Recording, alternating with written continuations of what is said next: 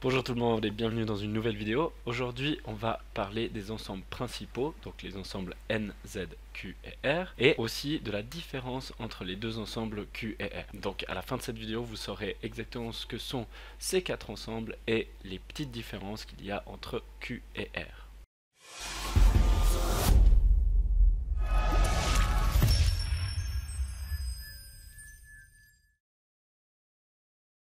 On va commencer d'abord par une représentation des ensembles. On a ce qu'on appelle l'ensemble N au début, et l'ensemble N c'est l'ensemble des entiers naturels, donc c'est en gros tous les nombres positifs et entiers.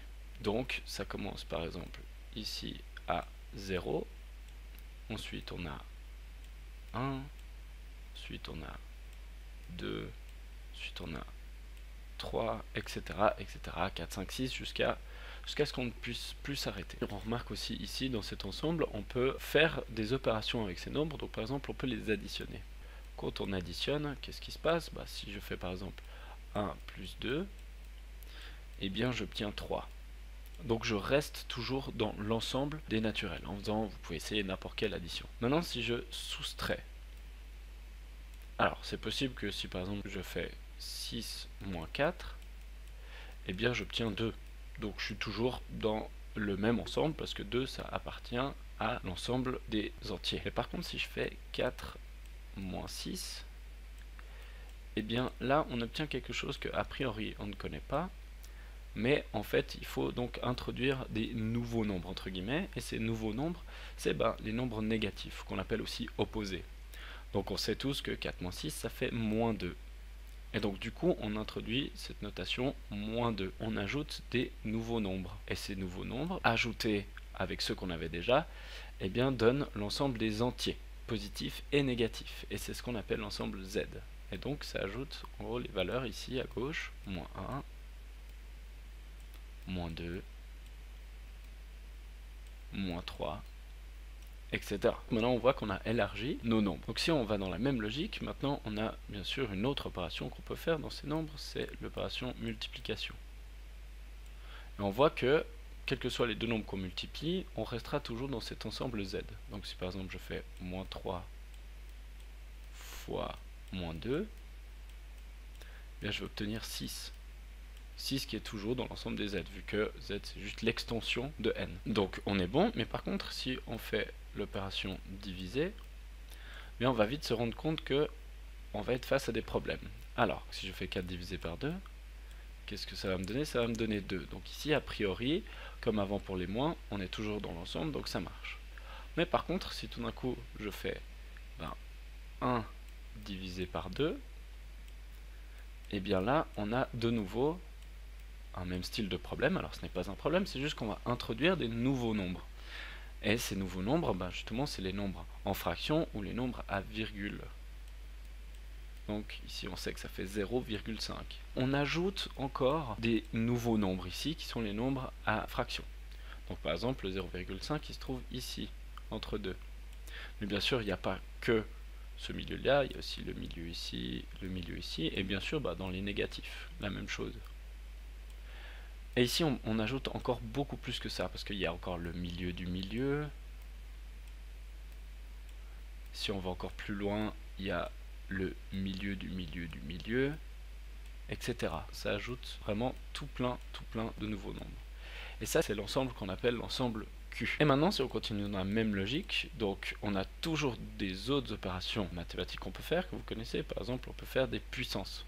Donc par exemple, si on a un nombre de puissance 3, donc ça, ce serait la puissance. Si je prends 2 puissance 3, ça nous donne justement 8. Donc on reste toujours dans l'ensemble Q, qui a tous ces nombres. Donc on voit qu'avec les puissances, on n'aura jamais de réel problème. En revanche, si on introduit la racine carrée, par exemple, alors ça marche aussi pour la racine cubique et plus grande, eh bien on va éventuellement avoir des problèmes. Donc si par exemple je prends la racine carrée de 9, eh bien celui-là ça marche parce que ça fait 3, donc ici pas de problème. Un peu comme avant quand on faisait 4 divisé par 2, ça nous donnait 2, on reste toujours dans l'ensemble, ici pareil. Mais par contre, quand on prend racine carrée de 3, et bien là, à nouveau, on a un petit problème, on ne sait pas ce que ça va donner comme nombre. Et donc, ça rajoute encore une nouvelle catégorie de nombres qu'on appelle les nombres réels. Alors attention, je me répète, mais tous les anciens nombres donc, sont compris à chaque fois. C'est chaque fois une extension. Et donc en fait ici, il y avait plein d'endroits où il y avait des trous. Et en fait, ce dernier ensemble, il va remplir tous ces trous qu'il y avait. Voilà, donc c'est pour ça qu'on a ces 4 ensembles différents. Une autre représentation qu'on peut se faire, c'est comme ça, avec des ensembles. Donc on voit qu'on grandit. Donc l'ensemble ici, ce sera l'ensemble n des naturels, donc des entiers positifs. Donc ici par exemple, on peut trouver 1, 2, 3, bien sûr 12, 136, etc. Il y en a tout plein.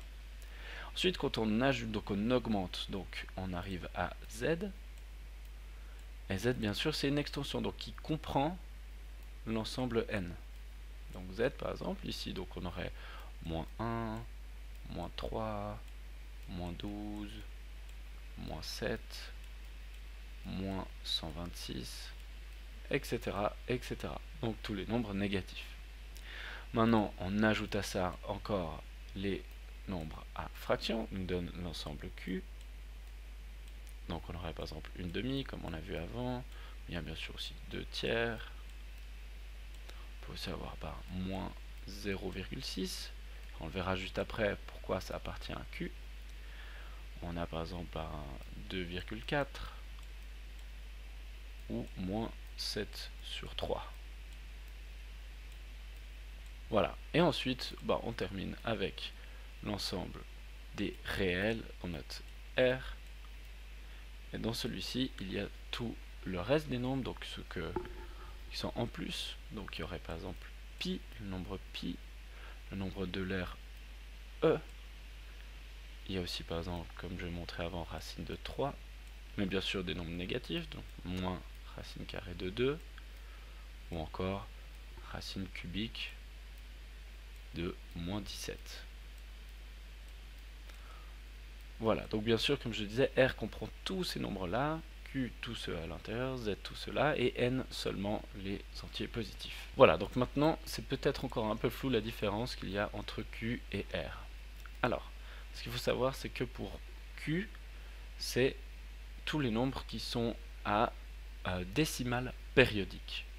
Donc c'est dès qu'il y a une répétition dans les décimales, on sait que ça appartient à Q, et quand c'est totalement irrégulier, ça appartient à R. Alors je vais vous montrer un exemple de comment on peut voir ça. Donc si par exemple on a une demi, eh bien on sait que ça donne 0,5. Et a priori là vous me dites qu'il n'y a pas de période, donc de répétition. Mais en fait si, parce que si on met un 0 ici et un 0 et 0, eh bien on voit que le 0 se répète à l'infini, et donc ici c'est une période. Donc il y a bien une répétition. Alors maintenant si par exemple on a un nombre qui est 0,6 périodique, comment est-ce qu'on peut retrouver la notation en fraction comme ça? Pour être sûr que on peut le noter en fraction, parce que c'est ça l'ensemble Q, c'est l'ensemble des nombres fractionnels. Donc ce qu'il faut faire à ce moment-là, c'est que simplement on va nommer ce nombre. On va l'appeler ici x. Et en fait le but ça va être de faire un calcul pour supprimer cette répétition. Le calcul qu'on va faire c'est 10x moins x. Alors pourquoi 10x? Parce que quand on multiplie 0,6 périodique par 10, on obtient simplement 6,6 périodique.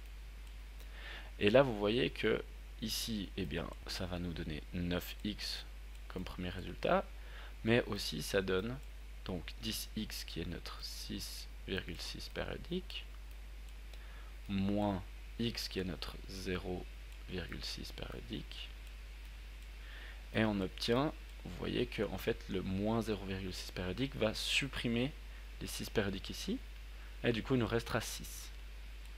Et du coup on se retrouve avec l'équation 9x égale à 6, et donc x égale à 6 sur 9. Et avec la simplification, on voit que c'est x qui vaut 2 tiers, tout simplement. Vous voyez qu'on a réussi à exprimer donc le 0,6 périodique comme une fraction. La différence justement avec R maintenant, c'est que tous les nombres réels, c'est les nombres qui n'ont pas de répétition après la décimale. Par exemple, pi. Pi, c'est le plus connu, et il vaut environ 3,14. Mais après, il y a encore plein d'autres décimales, mais jamais avec répétition. Et du coup, en fait, on ne peut pas l'écrire en fraction, parce qu'on ne peut pas utiliser la petite astuce ici en nommant et en supprimant la période pour obtenir ensuite une fraction. On ne peut pas, c'est impossible. Et donc, c'est ça qui fait la différence entre Q et R. Et bien sûr, il y a plein d'autres exemples comme je l'ai donné avant, par exemple le nombre de l'air, qui lui vaut environ 2,71. On a par exemple racine carrée de 2, également, qui lui vaut environ 1,41. Et bien sûr, il y en a encore plein d'autres qu'on ne peut pas écrire en fraction. En fait, dès tel moment où les décimales sont irrégulières, eh bien ça appartient à R uniquement. Voilà, donc cette vidéo elle est déjà terminée. J'espère qu'elle vous aura aidé à comprendre ce que sont les ensembles principaux N, Z, Q et R, et surtout de comprendre la différence entre les ensembles Q et R. Merci de m'avoir écouté et je vous retrouve très vite pour une nouvelle vidéo.